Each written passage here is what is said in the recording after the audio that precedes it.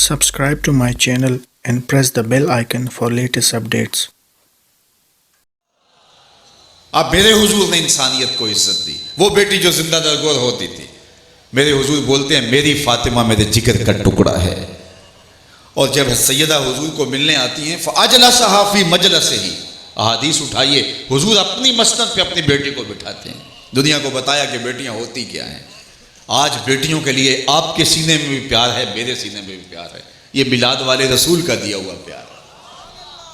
میں نے ایک بوڑھے شخص کو دیکھا, اس نے اپنی کمر پہ بورا لادا ہوا تھا اور اس کی کمر دبتی چلی جا رہی تھی اس کے وزن سے.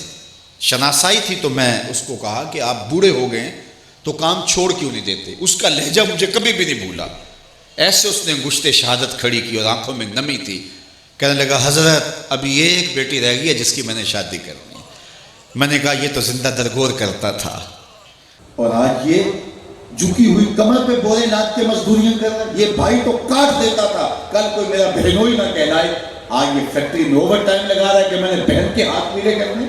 آج لوگ پردیس کاٹ رہے ہیں, وہاں کی تکلیفیں سہ رہے ہیں کہ ہم نے بیٹیوں اور بہنوں کے ہاتھ پیلے کرنے ہیں. یہ تو کاٹتے تھے.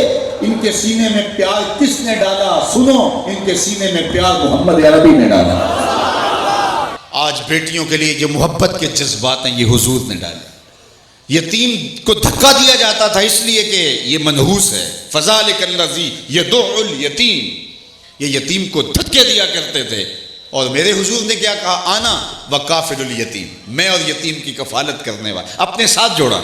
قیامت کے دن یوں قریب ہوں گے, یوں نیڑے ہوں گے جس طرح میری 2 انگلیاں قریب ہیں. کہاں یتیم کو دھکے دیے جاتے ہیں اور کہاں کفالت یتیم کا صلہ حضور کی قربت بنتا ہے.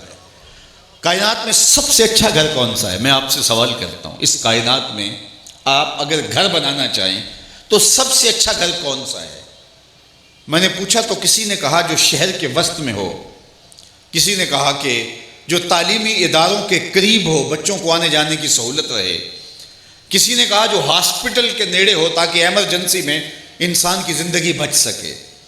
کسی نے کہا نہیں, جو کسی عالی نسب سوسائٹی میں ہو تاکہ اس وقت سب سے بڑا مسئلہ ہمارا سیکورٹی کا ہے.